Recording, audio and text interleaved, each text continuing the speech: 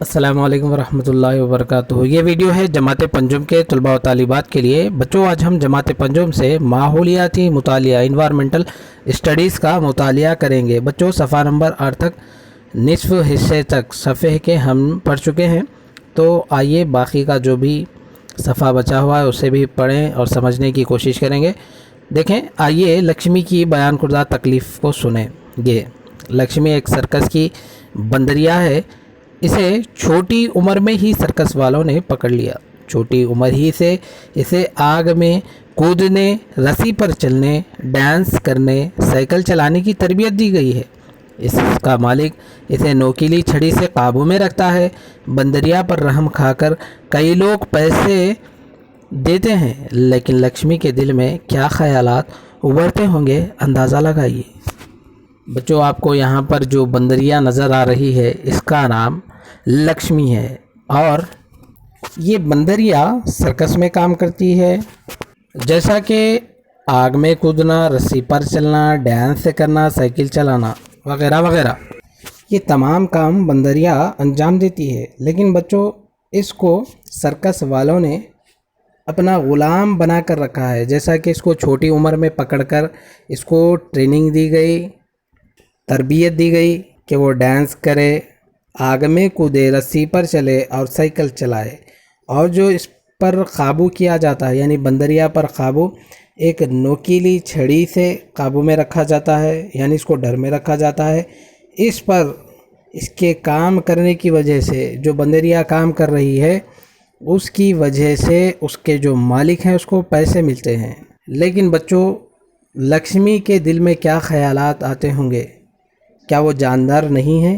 لکشمی بھی ایک جاندار ہے، اس کا بھی گھر ہوگا، اس کے بھی افراد خاندان ہوں گے، تو اس کے بھی دل میں خیالات ابھرتے ہوں گے۔ لیکن بچوں، جو نوکیلی چھڑی ہے اس کی وجہ سے بندریا خاموش رہتی ہے، مالک کے قابو میں رہتی ہے۔ تو بچوں، کسی بھی جانور کو ہم قید نہ کریں، بلکہ اس کو اپنی زندگی گزارنے دیں۔ اس کے بعد دیکھیں، میں کھیل کود کر پیسے کماتی ہوں، مجھے دلچسپی ہو کہ نہ ہو، مجھ سے طرح طرح کے کرتب کروائے جاتے ہیں۔ مجھے چاہے بھوک لگی ہو یا تکلیف ہو رہی ہو، اس کا خیال نہ رکھتے ہوئے مجھے سے بار بار رقص کروایا جاتا ہے، سائیکل چلانے پر مجبور کیا جاتا ہے۔ میرے اس طرح کے کرتب سے آپ لوگ محفوظ ہوتے ہیں۔ کوئی بھی میرے تعلق سے غور نہیں کرتے۔ میری طبیعت ناساز رہنے، بخار آنے پر بھی مجھے مار کر، ڈرا دھمکا کر کرتب کرواتے رہتے ہیں۔ میرا دکھ درد بانٹنے کے لیے میرے خاندان سے میرے ساتھ کوئی بھی نہیں ہے۔ آپ کی طرح مجھے حفاظت کرنے والے میرے ماں باپ نہیں ہیں۔ میں تنہا زندگی بسر کرتی ہوں۔ صحیح معنوں میں مجھے کہاں اور کس کے ساتھ زندگی گزارنا چاہیے تھا؟ بچوں، یہاں پر جو بندریا ہے اس کے دل کے جذبات یقیناً یہاں پر جو بیان کیے گئے ہیں وہی ہے۔ چاہے بندریا کو بخار آ جائے، یا پھر اسے بھوک لگ جائے، یا پھر اسے کرتب دکھانے میں تکلیف ہو رہی ہو، یہ سب نہیں دیکھا جاتا۔ بندریا کی طبیعت کیسی ہے نہیں دیکھا جاتا، بلکہ بار بار بندریا سے کام کروائے جاتے ہیں، اسے رقص کروائے، ڈانس کروائے جاتے ہیں۔ بچوں، بندریا اپنا دکھ درد ایسے بیان کر رہی ہے کہ اس کے ساتھ اس کے کوئی افراد خاندان کے شخص کوئی موجود نہیں ہے، بلکہ وہ خود اپنی دکھ درد بیان کس سے کر سکتی ہے؟ وہ تنہا زندگی بسر کرتی ہے۔ صحیح معنوں میں پیارے بچوں، اگر دیکھیں تو ہم کسی جانور کو قید نہ کریں، پرندوں کو قید نہ کریں۔ اگر ہمیں ایک دن کے لیے ایک کمرے میں بند کر دیا جائے تو ہمیں بے چینی سی محسوس ہوتی ہے، ہماری پورے ضروریات کی تکمیل نہیں ہو سکتی۔ اس طریقے سے بچوں، ہم بھی کسی بھی جانور کو ہم قید نہ کریں۔ اب جو بندریا ہے اس کی حقیقت جگہ اس کے افراد خاندان میں رہنا تھا، وہ جنگل میں رہنا تھا، لیکن بچوں ایسا نہیں، بلکہ وہ سرکس والوں کے ساتھ میں ہے۔ یہ بالکل سراسر غلط ہے۔ اس کے بعد دیکھیں، ٹوکری میں سانپ۔ مجھے پکڑ کر ٹوکری میں قید کر دیا گیا۔ میں اپنی آزادی کا لطف نہیں اٹھا سکتا۔ میں بغیر غذا کے پریشان ہوں۔ حقیقت میں دودھ نہیں پیتا، لیکن میرا مالک منہ کھلوا کر زبردستی مجھے دودھ پلاتا ہے۔ یہ دودھ میرے پھیپھڑوں میں داخل ہونے سے مجھے بہت تکلیف ہوتی ہے۔ مہربانی فرما کر مجھے اس مصیبت سے چھٹکارا دلائیے۔ بچوں، سانپوں کو ٹوکری میں بند کر کے یہ لوگ بھی سرکس والوں کی طرح کئی جگہوں پر جا کر اپنی بین بجا کر سانپوں کو ان بٹیوں میں سے نکالتے ہیں جس میں یہ سانپ کو پکڑ کر رکھا جاتا ہے۔ جب یہ بین بجاتا ہے وہ اٹھتا ہے، پھر اس کو آدمیوں کے سامنے منظر عام پر لانے کے بعد اس کو رکھ دیا جاتا ہے۔ لیکن بچوں، اس کا مالک جو ہے اس کو دودھ پلاتا ہے، لیکن حقیقت یہ بات ہے کہ یہ سانپ دودھ پینا بالکل قطعی پسند نہیں کرتا، بلکہ دودھ پینے کی وجہ سے سانپ کو تکلیف ہوتی ہے، اس کے پھیپھڑوں میں تکلیف ہوتی ہے۔ لیکن معاشرے میں اتنی جہالت ہے کہ سانپ کو دودھ دیا جاتا ہے جس کی وجہ سے سانپ کو تکلیف ہوتی ہے۔ وہ بھی ایک جاندار ہے، اس کی رہنے کی جگہ جنگل ہے، لیکن اس کو بھی قید کر کر زبردستی بٹی میں رکھا جاتا ہے اور اس سے بھی کرتب دکھائے جاتے ہیں۔ اس کے بعد دیکھیں، پنجرے میں طوطا۔ میں آسمان میں اڑتا ہوا اور ایک آزاد پرندہ تھا، لیکن میں آپ سے متعلق پیشن گوئی کرنے ایک پنجرے میں قید کر دیا گیا۔ میں اس سے باہر آنا چاہتا ہوں۔ میں آسمان میں آزاد طور پر اڑنا چاہتا ہوں۔ میں کب اتنا خوش قسمت رہوں گا۔ دانتوں کے لیے لوگ ہاتھیوں کو ہلاک کر رہے ہیں، کھال کے لیے شیر اور ہرنوں کو ہلاک کیا جاتا ہے۔ دیگر کئی جانوروں اور پرندوں کا شکار کرتے ہیں، انہیں قید میں رکھتے ہیں اور غذا کے طور پر استعمال کرتے ہیں۔ بچوں، یہاں پر آپ کو جو نظر آ رہا ہے طوطا، وہ ایک آسمان میں اڑتا ہوا چہچہاتا ہوا پرندہ ہے، لیکن افسوس اس کو بھی قید کر کر انسان کے متعلق، یعنی جو انسان نہیں جانتا یہ پرندہ جانتا ہے۔ ایسی بے وقوفی، ایسا معاشرے میں بگاڑ پیدا ہو چکا ہے۔ یہ پرندہ کیا بتائے گا کہ ہماری زندگی کس طرف جائے گی، ہماری آنے والی زندگی میں کون سے خوشی آئے گی، کون سا غم آئے گا۔ بچوں، اس سے یعنی خوشی غم بتلانے کے لیے پرندے کا اس سے کوئی تعلق نہیں ہوتا، لیکن پھر بھی جہالت اتنی معاشرے میں ہے کہ جو پنجرہ، جو فال، عام طور پر فال کھولنے والا، اس کو بلا کر یہ پوچھا جاتا ہے کہ فلاں چیز کیسا ہوگی، میرا فیوچر کیسا ہوگا، مجھ پر فلاں نے ایسا کر دیا، ایسا ہوگا، یہ ہوگا، وہ ہوگا۔ یہ سب باتیں ہیں، بلکہ اللہ تبارک و تعالیٰ کے بارگاہ میں سجدہ ریز ہوں، اپنی تکالیفوں کو بیان کریں۔ اگر دکھ درد ہوں تو بارگاہ رب العالمین سے رجوع ہوں، پیارے نبی صلی اللہ علیہ وسلم پر درود و سلام پڑھتے رہیں۔ یہ ہماری غم سے نجات کا ذریعہ بن سکتا ہے، لیکن ایسے فالتو کام نہ کریں، اور کہیں پر ہو رہا ہے تو اسے آپ روکنے کی کوشش کریں۔ اور دوسری بات دیکھیں بچوں، دانتوں کے لیے لوگ ہاتھیوں کا استعمال کر رہے ہیں، یعنی ہاتھیوں کو ہلاک کر رہے ہیں، اور کھال جو ہوتی ہے شیر کی، یعنی کھال حاصل کرنے کے لیے شیر کو ہلاک کر دیا جا رہا ہے، ہرنوں کو ہلاک کر دیا جا رہا ہے، اور دوسرے کئی جانوروں کو بھی ہلاک کر دیا جا رہا ہے۔ لیکن پیارے بچوں، یہ سراسر غلط ہے۔ اس کے بعد دیکھیں، گروہی کام ہمیں محفوظ کرنے والے جانور اور پرندے، کیا وہ اپنی زندگی ہنسی خوشی سے گزار رہے ہیں؟ سوچئے، بولیے۔ پیارے بچوں، ہمیں جو محفوظ رکھتے ہیں جانور کون سے ہیں؟ جیسا کہ ابھی دیکھیں، عام یہاں پہ ایک مثال میں پیش کروں گا، کتا ہے۔ آپ کے گھر کے پاس کتا، آپ نے پھر کتے کو پالا ہے، وہ آپ سے خوش ہے، ہنسی خوشی سے، لیکن پیارے بچوں، کسی بھی جاندار کو تکلیف نہ پہنچائیں۔ تکلیف پہنچانا بہت بری بات ہے۔ ہاں، اب تک آپ کسی کو دیکھ رہے تھے کہ جاندار کو تکلیف دی جا رہی ہے، آپ کو معلوم نہیں تھا، تو پیارے بچوں آپ جان چکے ہیں کہ کسی بھی جاندار کو تکلیف نہ پہنچائیں۔ آپ بھی جب اسکول آتے ہیں یا پھر گھر جاتے ہیں، کہیں بازار جاتے ہیں، کہیں پر گلیوں میں ہوتے ہیں تو وہاں پر کتے ہوتے ہیں، تو آپ کا کام ہے آپ خاموشی سے چلے جائیں۔ ایسا نہ کریں کہ کتے کو ماریں۔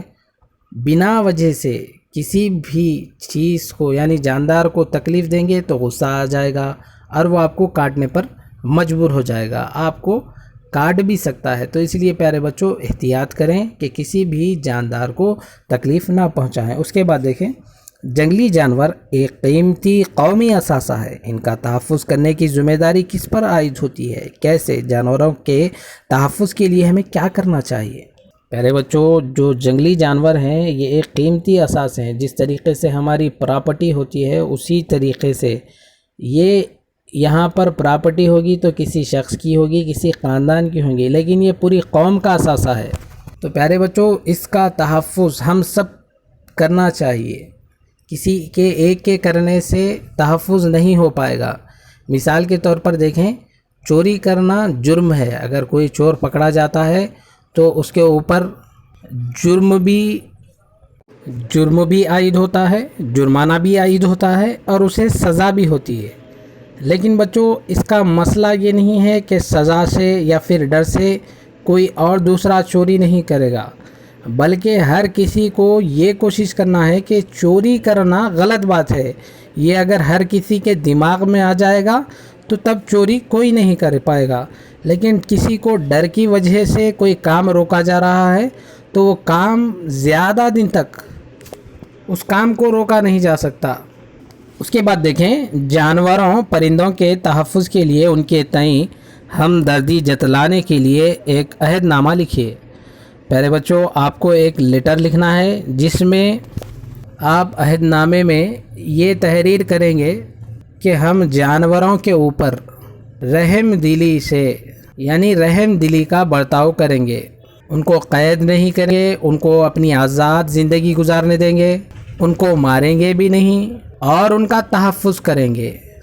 اس کے بعد دیکھیں بچوں، اکٹھا کیجئے، گفتگو کیجئے، آپ کے علاقے میں جانوروں کے حقوق کی پامالی کس طرح ہو رہی ہے، تفصیلات اکٹھا کیجئے۔ ان تفصیلات کو ایک جدول کی شکل میں لکھ کر کمرے جماعت میں پیش کیجئے۔ اکٹھا کی جانے والی تفصیلات: جانوروں کا نام، مناسب غذا حاصل ہو رہی ہے، اس کی رہائش کیا وہ صاف ستھری ہے، اس کے حقوق کی پامالی کس طرح ہو رہی ہے، اس کے حقوق کا تحفظ کس طرح کیا جائے۔ آپ کو یہ تمام چیزیں اکٹھا کرنا ہے، لیکن حالات کے حساب سے یہ تمام چیزیں اکٹھا آپ نہیں کر پاؤ گے، لیکن آپ اپنے قریب میں جو پالتو جانور ہیں، چاہے وہ آپ کے بھی پاس ہو سکتے ہیں یا پھر آپ کے پڑوسی کے پاس بھی ہو سکتے ہیں یا پھر آپ کے محلے میں بھی ہو سکتے ہیں، تو ان کی رہائش کے لیے مناسب جگہ ہے، ان کی مناسب مقام ہے، ان کے کھانے کے لیے غذا کیسی ہے اور جہاں پر وہ رہ رہے ہیں وہ صاف ستھرا ہے جگہ یا نہیں، اس پر غور کریں، یہی کافی ہے۔ اس کے بعد دیکھیں، کیا آپ جانتے ہیں قانون برائے تحفظ جنگلی جانور 1971 ضمیمہ 1 کے تحت شیر دیگر جنگلی جانوروں کا شکار کرنا اور انہیں فروخت کرنا ایک سنگین جرم ہے۔ اس جرم کا ارتکاب کرنے والوں کو 3 تا 7 سال کی قید کی سزا اور 1 لاکھ روپے جرمانہ عائد کیا جاتا ہے۔ بچوں، 1971 کے تحت میں اگر کوئی شیر کا شکار یا پھر کوئی جنگلی جانور کا شکار جیسے ہرن کا وغیرہ کوئی شکار کرتا ہے تو اس کے اوپر 3 تا 7 سال کی سزا بھی ہوگی اور 1 لاکھ روپے جرمانہ اس کے اوپر عائد کیا جائے گا۔ اس کے بعد صفحہ نمبر 10 پر دیکھیں، اکٹھا کیجئے، گفتگو کیجئے۔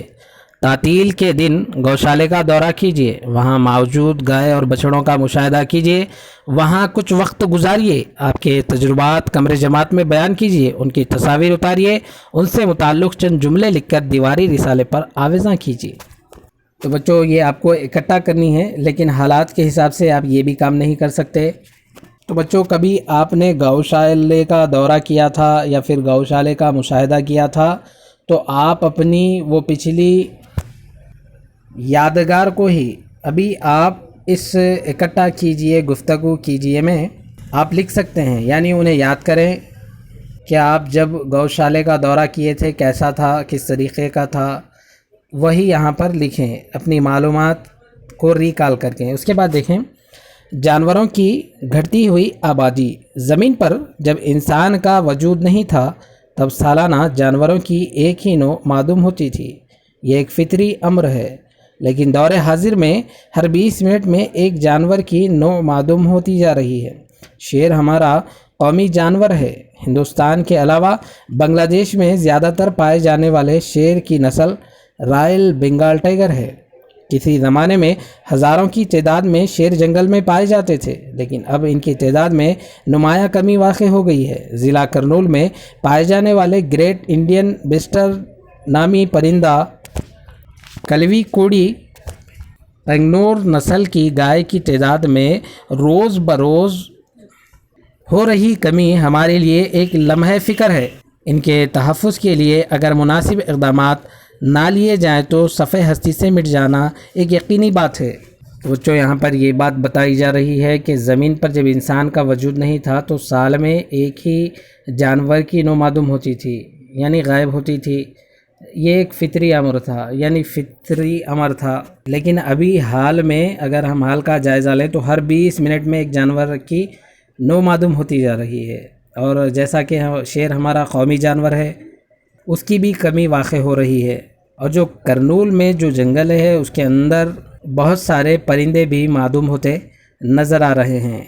تو بچوں، ہم سب کی ذمہ داری ہے کہ ہم جانوروں کی حفاظت کریں اور ان کا تحفظ کریں۔ اس کے بعد دیکھیں کہ آپ اس کا پتہ بتا سکتے ہیں۔ تصویر میں موجود اس پرندے کا نام گدھ ہے۔ بچوں، آپ کو جو تصویر نظر آ رہی ہے اس پرندے کا نام گدھ ہے۔ اس کا قد 2 فٹ اونچا ہوتا ہے۔ بچوں، جو آپ نے ابھی پرندہ دیکھا اس کا قد 2 فٹ اونچا ہوتا ہے۔ گزشتہ چند سالوں سے ہماری ریاست میں اس پرندے کی نسل مفقود ہو چکی ہے۔ تلنگانہ کی تنظیم برائے حیاتی تنوع آپ سے ملتمس ہے کہ آپ کے علاقے میں اگر یہ پرندہ نظر آ جائے تو فوراً آپ انہیں مطلع کریں۔ بچوں، اگر آپ کو یہ پرندہ کہیں پر نظر آ جائے، یعنی ہمارے جو تلنگانہ میں اس کی نسل میں کمی آ چکی ہے، اگر آپ کو کہیں پر یہ نظر آ جائے تو آپ فوراً تلنگانہ کی تنظیم برائے حیاتی تنوع کو اطلاع دیں۔ اطلاع دینے والے شخص کو جملہ 2 لاکھ روپے بطور انعام دیے جانے کا اعلان ایک قابل غور بات ہے۔ اگر کوئی گدھ کا پتہ یہ تلنگانہ برائے تنظیم کو دیتا ہے، بتانے والے شخص کو، یعنی یہ جو پرندہ بتایا اس شخص کو 2 لاکھ روپے انعام دیے جائیں گے۔ اس کے بعد دیکھیں، سوچئے اور بولیے میں شیر اور گدھ جیسے جانوروں کی طرح مزید کون کون سے جانور اور پرندے ناپید ہو رہے ہیں؟ یہ جاندار اور معدوم ہونے کی کیا وجوہات ہو سکتی ہے؟ یہ مفقود نہ ہونے کے لیے ہمیں کیا کرنا چاہیے؟ تو بچوں، یہ آپ سوچیں اور آپ کا جواب کیا ہوگا آپ تحریر کر رکھیں۔ ویڈیو کافی طویل ہوتی جا رہی ہے، اس لیے ہم سبق کو یہیں پر اینڈ کرتے ہیں، اور باقی کا جو بھی سبق ہے صفحہ نمبر 11، صفحہ نمبر 12، 13 اور 14 انشاءاللہ اگلی ویڈیو میں مکمل سبق ہم پڑھیں گے۔ تو بچوں، آپ کو جو ہوم ورک دیا گیا ہے آپ اسے کر کے رکھیں، اور آپ کو جو قانون برائے تحفظ جنگلی جانور کا تحت جو بتایا گیا اسے آپ یاد رکھیں۔ تو انشاءاللہ پھر ہماری اگلی ویڈیو میں ملاقات ہوگی۔ آپ اپنا خیال رکھیے۔ السلام علیکم، اللہ حافظ۔